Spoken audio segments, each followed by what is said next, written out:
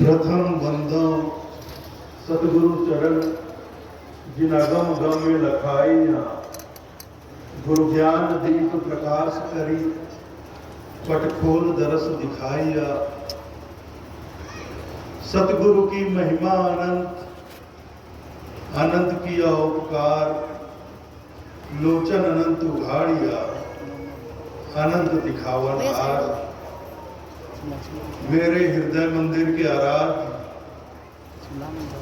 मेरे सतपुरुष सतगुरु कबीर साहब के पावन चरण कमलों में कोटि कोटि बंदगी करते हुए पूज्य संत समाज और साहब के नेमी प्रेमी सभी भक्तजनों को सप्रेम साहेब।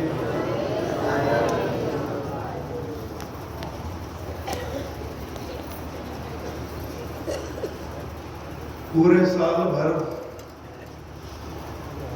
हम जिसका इंतजार करते हैं भैया साइड कि कब माघ का महीना आए, बसंत उत्सव हो और हम संतों के दर्शन के लिए माघ मेला में भाग लेने के लिए कबीर धर्मनगर दामाखेड़ा की ओर चलें।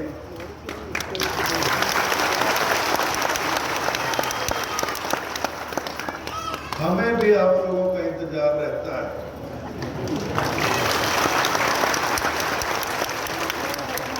कब माघ का महीना आए, वसंत उत्सव हो और हमारे सदगुरु, हमारे साहब, हमारे बंदी छोड़, हमारे सतपुरुष के बहुत सारे हंस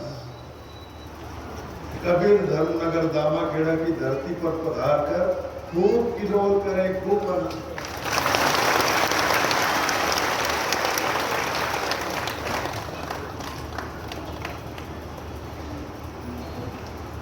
मेरा तो खूब स्वागत किया गया, मेरे ही घर में मेरा स्वागत किया गया।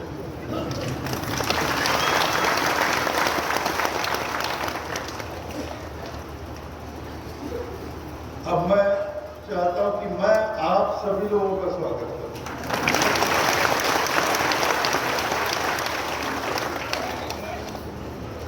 कबीर धर्मनगर दामाखेड़ा में विगत लगभग 118-19 बरस से आयोजित इस संत समागम समारोह माघ मेले में जितने भी पूजनीय संत, साधु संत गण, महंत गण, महात्मा गण, सती सेवक गण, साहब के भक्तगण पधारे हैं, मैं उन सभी का कबीर धर्मनगर दामाखेड़ा की पावन भूमि पर हार्दिक स्वागत करता हूं, अभिनंदन करता हूं कि आप लोग अनेकों स्थान से अपने परिवार के साथ, संगी साथियों के साथ यहाँ पधारे हैं।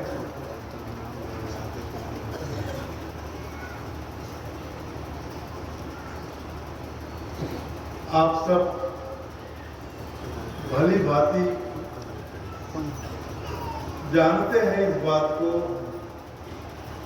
कि माघ शुक्ल दशमी से यह संत समागम समारोह प्रारंभ होता है माघ पूर्णिमा तक।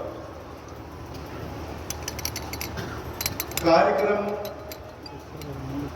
तो इन 5-6 दिनों में ही होते हैं, लेकिन यह माघ मेला बसंत पंचमी से ही प्रारंभ हो जाता है और माघ पूर्णिमा के 2 दिन बाद तक चलता है। माघ पूर्णिमा के दूसरे दिन सामूहिक दीक्षांत समारोह हो जाता है, फिर तीसरे दिन सामूहिक चलावा आरती का कार्यक्रम हो जाता है। ऐसे पूर्णिमा के 2 दिन बाद तक यह मेला चलता है।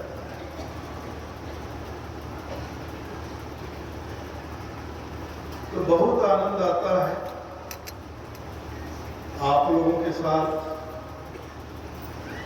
यह दामाखेड़ा की धरती धन्य हो जाती है इतने संत महात्मा यहाँ पधारते हैं, इतने संत महात्माओं के चरण यहाँ पड़ते हैं, इतने साहब के परम भक्तों के सेवक सतियों के चरण यहाँ पड़ते हैं।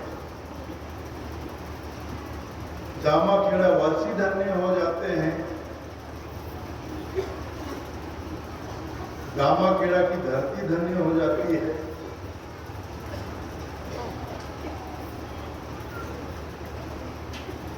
और देखिए साहब सब कुछ देखते हैं, साहब सब देख रहे हैं, साहब से कुछ छुपा नहीं है।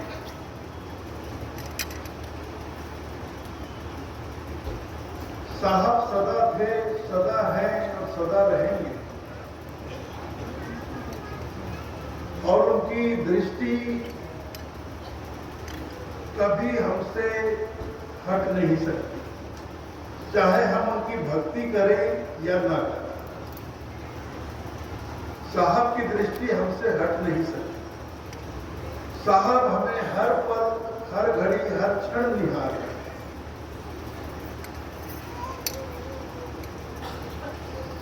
जरूरत है एक बार हम साहब को निहार लें।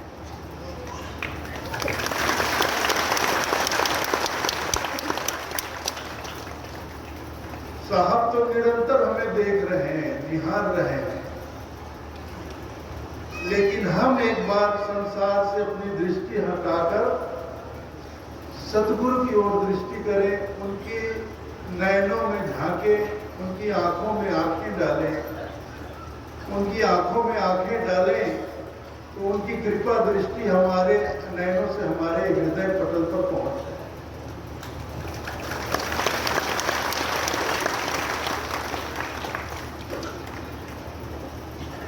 और साहब है भाई, साहब कहाँ है?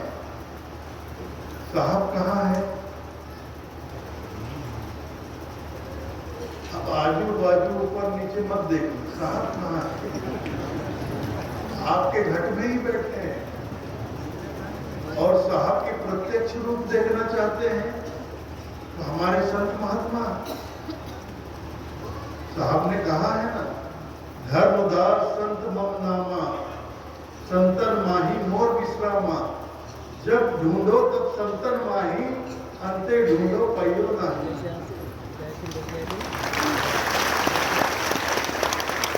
धनी धर्मदास साहेब को सदगुरु कबीर साहब कहते हैं कि हे धर्मदास, संत मम नामा, मेरा नाम संत है, संत ही मेरा नाम है, और संतों में ही मेरा विश्राम है।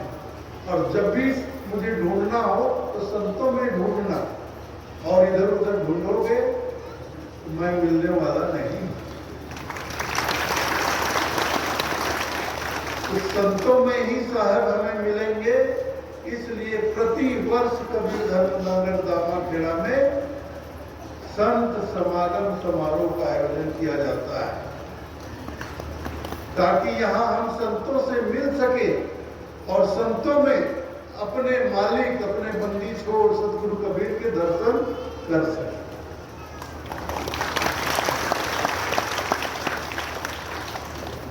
118-19 बरस से ये संत समागम समारोह का कार्यक्रम निरंतर निर्बाध रूप से चलता रहा।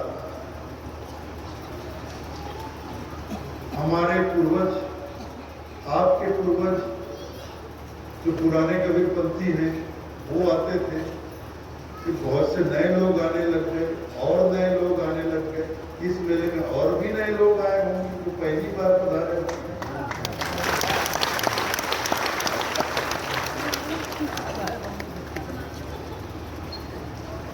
तो साहब का द्वार तो सबके लिए खुला है भाई, साहब का मार्ग सबके लिए खुला है। साहब का द्वार, साहब का मार्ग कभी किसी के लिए बंद नहीं होता।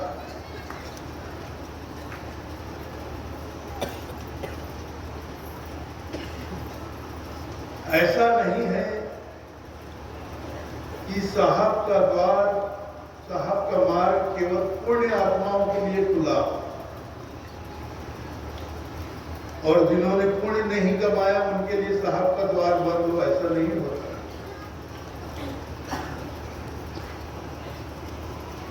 अरे साहब के मार्ग पर आएंगे, साहब के द्वार पर आएंगे, तभी तो जीवन में पुण्य कमाएंगे।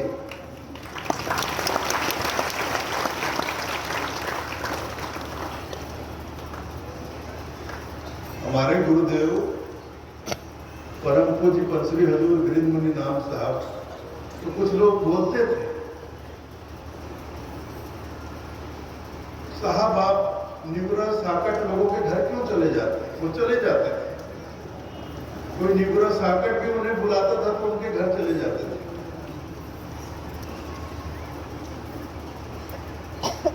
तो हमारे गुरुदेव को कुछ लोग कहते थे, कुछ बुजुर्ग लोग थे, कुछ बुजुर्ग साधु संत लोग थे, साहब आपको वहां नहीं जाना था, तो निगुरा है, साकट। तो गुरुदेव कहते थे मैं जाऊंगा तभी तो वो सगुरा होगा, मैं जाऊंगा तभी तो वो सदगुरु की शरण में आएगा। अब वो निगुरा है, साकट है, ये सोचकर मैं उसके घर ही नहीं गया तो साहब की शरण में आएगा कैसे?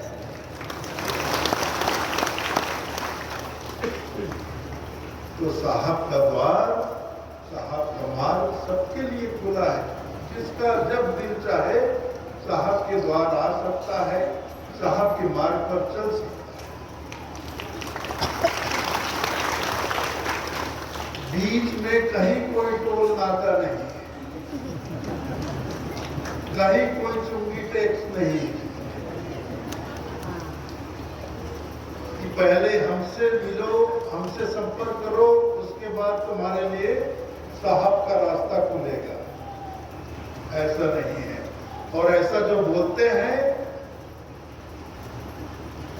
वो पक्के ठग हैं, पक्के ढोंगी हैं, वो अपने धंधे में लगे हुए हैं कि हमसे मिलो, पहले हमारे पास आओ, हमसे दीक्षा लो, शिक्षा लो, नाम दान लो, तब तुम्हारे लिए साहब का द्वार खुलेगा। ऐसा बिल्कुल गलत है।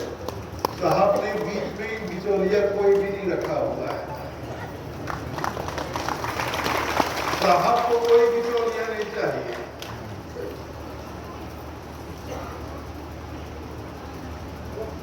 साहब ने अपने मार्ग में ठेकेदारों को नहीं बैठा रखा है कि मेरे मार्ग पर जो आएंगे उनसे पहले चुंगी वसूल लेना, फिर मेरे मार्ग पर आने देना। ऐसा नहीं। लेकिन चल रहा है, धंधा है। अब धर्म का धंधा तो हमारे देश में सदियों से चलता आ रहा है, तो इससे हमारा कबीरपंथ भी नहीं बचा है, नहीं बचा है साहब, नहीं बचा है। छुपाना क्या, बोलने में शर्माना क्या? जो है सो है, जो सच है वो है।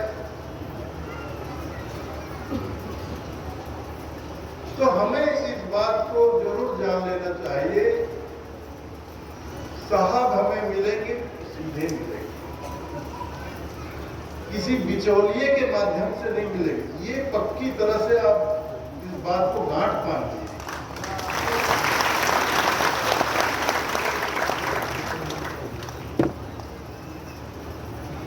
साहब आपको मिलेंगे तो सीधे मिलेंगे, डायरेक्ट मिलेंगे।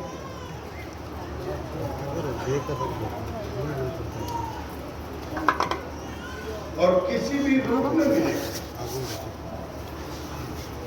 और आपके अपने घट के अंदर तो बैठे ही हुए। अगर उन्हें छीन लो, अपने ही घट में बैठे साहब को छीन लो, तो इससे बढ़िया बात और कोई दूसरी हो भी नहीं है। वैसे तो हर घट में बैठे हैं, हर घट में बैठे हैं, लेकिन हम सभी एक दूसरे को देह रूप में देखते हैं। पंच भौतिक तत्वों से बने हुए हाड़ मांस के शरीर के रूप में देखते हैं। शरीर के रूप में देखते तो कहते हैं कि ये तो साहब हो नहीं सकता, हमें लगता है ये तो साहब हो नहीं सकता, ये तो हाड़ मांस का पुतला है, ये तो नस्वर है, और साहब तो अविनाशी है। फिर भला ये नस्वर कैसे साहब हो सकता है?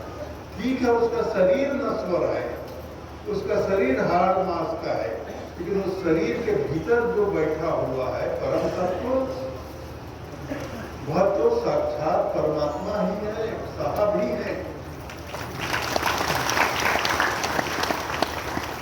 साहब तेरी साहबी सब घट रहा समाए, ज्यों मेहंदी के पात में लाली लखी न जाए।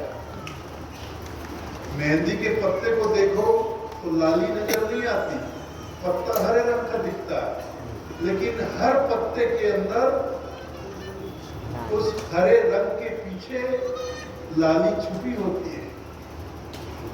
और जैसे ही उस मेहंदी के पत्ते को सील पर रगड़कर हथेली पे सजा दिया जाता है, तो कुछ ही क्षणों में उस पत्ते की लाली हथेली पर प्रकट हो जाती है, प्रकट हो जाती है। तो बलिहारी हैं वो लोग जो मेहंदी के पत्ते को रगड़ पीसकर हथेली में सजाते हैं और मेहंदी में छुपे हुए लाली को अपने हथेली पर, अपने ही हथेली पर अपने आप में प्रकट कर लेते हैं। तो बलिहारी हैं वो लोग। इसीलिए साहब कहते हैं, सब घट मेरा साइया सुनी सेज न कोई, बलिहारी ता घट की जा घट प्रगट। सब घट मेरा साइया, सब घट में मेरे साईं बैठे हैं, मेरे मालिक बैठे हैं, मेरे बंदी छोड़ परमात्मा बैठे हैं। सुनी सेज न कोई भी घट सुना नहीं है, लेकिन बलिहारी ता घट की जा घट पर घट होए। लेकिन बलिहारी उसी घट की है जो मेहंदी के पत्ते को रगड़ पीसकर हथेली पर सजाता है और लाली को प्रकट कर लेता है। जो परमात्मा को उसके घट में ही है, छुपा हुआ है परमात्मा।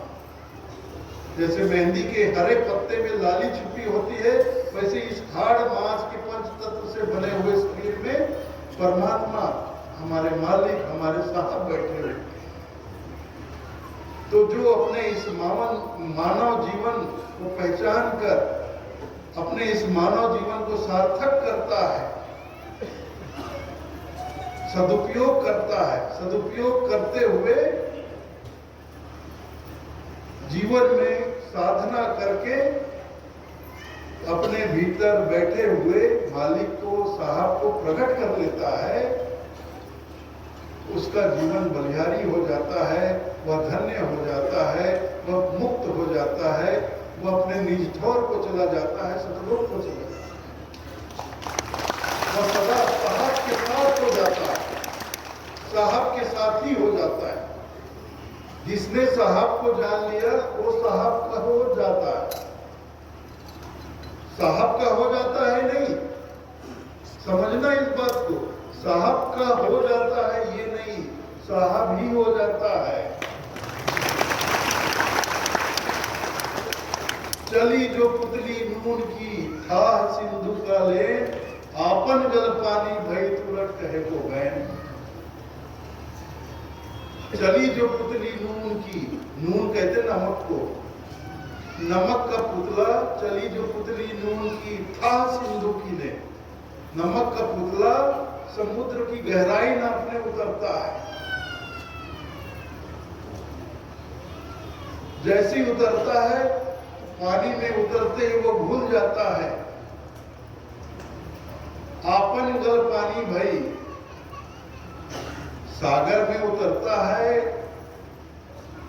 तो पानी में घुलकर वह नमक का पुतला स्वयं पानी हो जाता है, स्वयं सागर हो जाता है। और जब स्वयं सागर हो जाता है तो फिर वापस आने का कोई उसका माध्यम भी नहीं रह जाता, नहीं रह जाता कि वापस आकर वो बताए कि सागर की कितनी गहराई है, कि सागर का रंग रूप कैसा है, उसका आकार प्रकार कैसा है,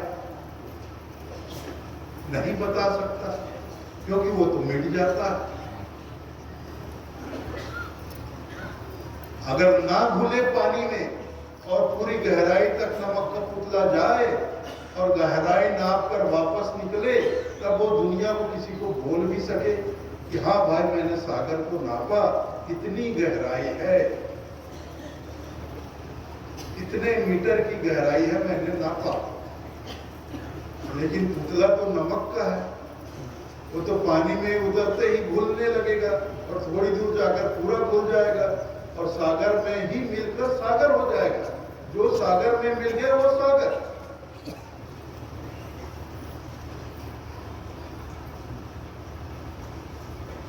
इसी बात को साहब एक और अपने वाणी में कहते हैं, हेरत हेरत हे सखी, साहब कहते हैं हेरत हेरत हे सखी, रहा कबीर हेराए, बूंद समाना समुद्र में सो कस फेरी जाए। और बूंद समाना समुद्र में ये जानत है सब कोय, पर समुद्र समाना बूंद में ये जाने बिरला।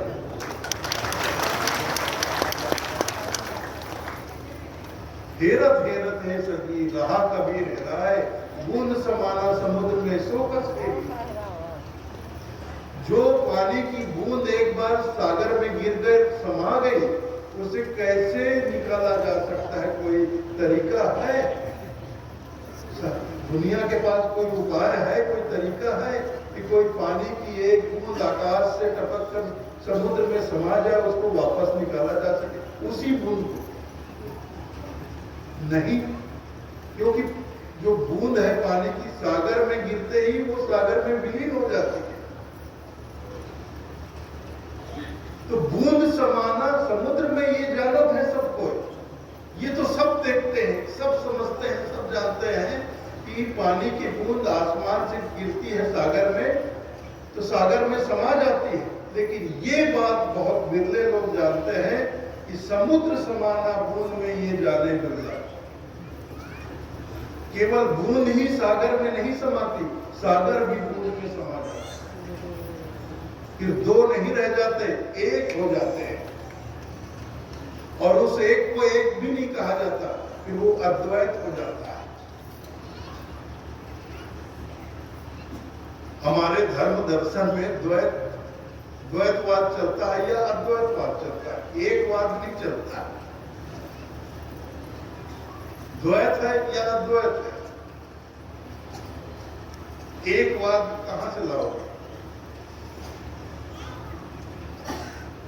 एक ही रहे, कोई दूसरा ही न रहे, तो एक को एक कोई कहेगा कैसे? दो हो, तीन हो, चार हो, पांच हो, छह हो, सात हो, आठ हो, 9 हो, 10 हो, तब एक को एक कहा जा सकता है। लेकिन सिर्फ एक ही रहे, उस एक को एक बोलेगा कौन? उसे पुकारेगा कौन? पुकारने वाले का कोई दूसरा है ही नहीं। तो इसलिए द्वैत होता है या फिर अद्वैत होता है। इसीलिए कहते हैं साहब कि देखो हर घट, ऐसे तो साहब कहते हैं हर घट में साहब को देखो, हर में हरि को देखा साधु, ये भी साहब की वाणी है। हर में हरि को देखा, मैंने हर किसी में हरि को देखा। और तो साहब कहते हैं लाली मेरे लाल की जिद देखो कितना, मैं जिधर देखता हूं उधर मेरे साहब की लाली। लाली मेरे लाल की लाली, मेरे साहब की लाली, तो जिधर देखता हूं उधर पैदी हुई। और लाली देखकर मैं गई तो मैं भी हो गई लाल, और उस लाली को देखने मैं गया तो मैं भी लाल हो गया, उसी रंग में रंग गया, वही हो गया। फिर दूसरा नहीं बचा, उस रंग में रंग कर मैं भी वही लाल हो गया। मेरा अपना अलग कोई रंग नहीं बचा। तो देखने वाला मिट जाता है। जब दर्शन होते हैं, जब दर्शन होते हैं तब दर्शन के पश्चात दृष्टा भी मिट जाता है, दृष्टि भी मिट जाती है, सिर्फ दृश्य रह जाता है, सिर्फ दर्शन रह जाता है, ना देखने वाला बचता, ना देखने वाले की दृष्टि बचती।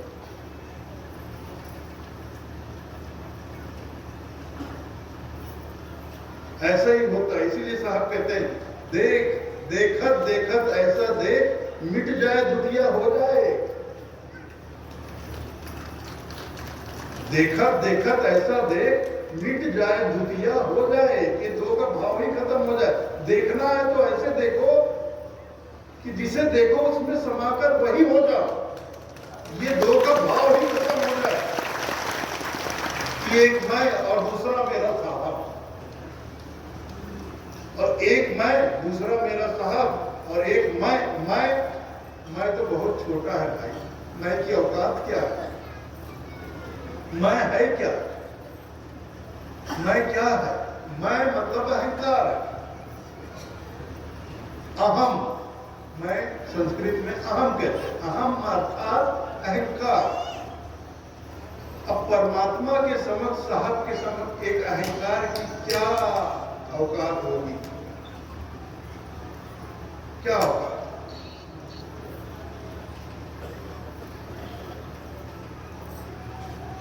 क्या है मैं की औकात? कितना बड़ा है मैं? आप सोच कर देखो, हम दिन भर मैं करते हैं। ये मैं है कितना? मैं से छोटा इस संसार में कुछ और नहीं।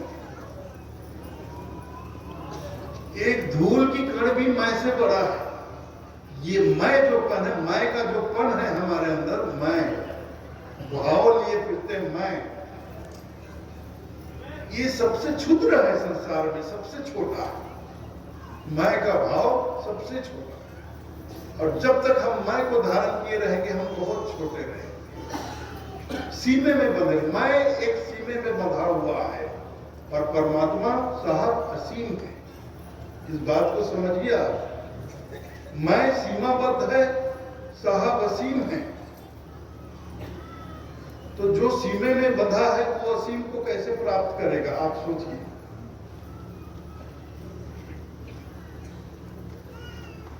असीम के दर्शन करना है तो दृष्टि भी तो असीम चाहिए कि नहीं? इस हमारे पास जो चमड़े की आंखें हैं, इन चमड़े की आंखों की कितनी क्षमता है देखने की? 1 किलोमीटर, 1.5 किलोमीटर, 2 किलोमीटर, 3 किलोमीटर, इससे ज्यादा दूर हम नहीं देख सकते। लेकिन परमात्मा 2, 3, 4, 5, 10 किलोमीटर का नहीं है। परमात्मा तो असीम है, तो हमें असीम की दृष्टि चाहिए। तो ये चमड़े की दृष्टि जो है, चमड़े की आंख, ये तो असीम हो नहीं सकती। असीम तो हमारे विवेक की आंखें खुले, मन की आंखें खुले, विवेक की आंखें खुले, वो असीम हो सकती है। और वो विवेक की आंख खुलती है सद्गुरु के शरण में। और सद्गुरु की कृपा। इसीलिए साहब ने कहा, सतगुरु की महिमा अनंत, अनंत किया उपकार। सतगुरु की कृपा हो जाए, उसका उपकार हो जाए, तभी यह संभव है। सतगुरु की महिमा अनंत, अनंत किया उपकार, लोचन अनंत उघाड़िया। लोचन अनंत उघाड़िया, लोचन मतलब आंख, अनंत तक उघाड़ा, मतलब अनंत तक खोलते हैं। अनंत को देखने के लिए अनंत की दृष्टि चाहिए। इसलिए जो सद्गुरु होते हैं वो कृपा कर, हम पर उपकार कर, हमारी दृष्टि को, हमारे लोचन को, ये नयन को अनंत तक उघाड़ते हैं, मतलब खोलते हैं, ताकि हम अनंत का दर्शन कर सकें। लोचन अनंत उघाड़िया, अनंत दिखावन हार। अनंत को दिखाने के लिए हमारी दृष्टि को अनंत तक खोल देते हैं। तो ये सद्गुरु कृपा से ही संभव है। इसलिए आप, हम सब लोग अपने मालिक, अपने बंदी छोड़, अपने सद्गुरु कबीर के चरण में आए हैं, ताकि वो हम पर भी ऐसी दया करे, ऐसा उपकार करे और हमारी दृष्टि को अनंत तक उघाड़े, अनंत तक खोले और अनंत को हमें दिखा दे, लखा दे। लोचन अनंत उघाड़िया, अनंत दिखावन हाथ। मेरे भी विवेक की आभों को अनंत तक उघाड़े, अनंत तक खोले और अनंत का दर्शन करा दें और अनंत के दर्शन करके मैं अनंत में विलीन होता, अनंत में विलीन होता। तो इसी मकसद को लेकर, इसी उद्देश्य को लेकर आप हम सब सदगुरु कबीर साहब के शरण में आए हुए हैं, ताकि साहब हम पर दया करें, उनका उपकार हो जाए, हमारी भी दृष्टि असीम हो जाए, असीम की दृष्टि हो जाए और हम असीम का दर्शन कर लें। तो ये अवसर हमें मिला है।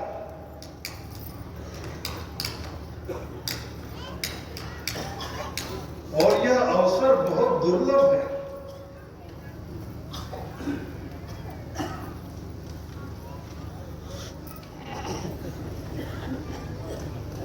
तो ऐसे ही मैं कहना चाहूंगा, इस मानव जीवन का सदुपयोग करिए, साहब के चरणों में लगन लगाइए, ताकि साहब की दया दृष्टि हम पर पड़े और हम पर भी साहब का उपकार हो, हमारी भी दृष्टि अनंत तक खुले, अनंत का दर्शन करें, अपने जीवन को हम लोग धन्य करें। आप लोगों ने बहुत प्रेम पूर्वक, बहुत शांतिपूर्वक मेरी बातों सुना, इसके लिए मैं आप सभी लोगों का हृदय से आभारी हूँ। और भी बहुत सी बातें, बहुत सी जानकारी, बहुत सी सूचनाएं इस मंच से मंच संचालक महोदय पर्वतदास जी साहब हैं, त्रिलोकीदास जी साहब हैं, इनके द्वारा आपको निरंतर दिया जाता रहेगा। तो उन सूचनाओं को आप बहुत ध्यानपूर्वक सुनिएगा और सूचनाओं को आप ध्यान में रखिएगा। मेला है, आज तो प्रथम दिवस है, मेला बढ़ेगा, कल और बढ़ेगा, परसों और बढ़ेगा, काफी भीड़ होगी। ऐसे में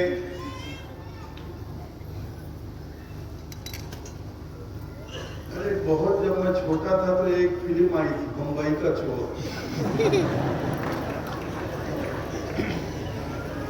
बम्बई का चोर एक फिल्म आई थी, बहुत छोटा था मैं।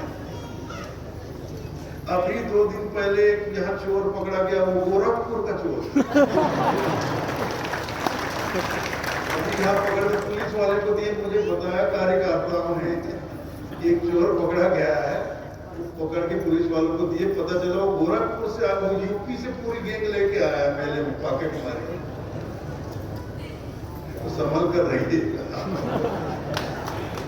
इतना ही कहकर आज्ञा चाहूंगा। साहेब बंदगी साहेब, परम पूज्य पंथ श्री उग्र नाम साहेब के पावन चरण कमलों में साहेब बंदगी साहेब, परम पूज्य पंथ श्री दया नाम साहेब के पावन चरण कमलों में साहेब बंदगी साहेब, परम पूज्य पंथ श्री गुरु नाम साहेब के पावन चरण कमलों में साहेब बंदगी साहेब, परम पूज्य पंथ श्री उद्धव प्रकाश नाम साहेब के पावन चरण कमलों में साहेब बंदगी साहेब, परम पूज्य पंथ श्री उदित नाम साहेब के पावन चरण कमलों में साहेब बंदगी साहेब, परम पूज्य गुरु गोस्वामी भानु प्रताप साहेब के पावन चरण कमलों में साहेब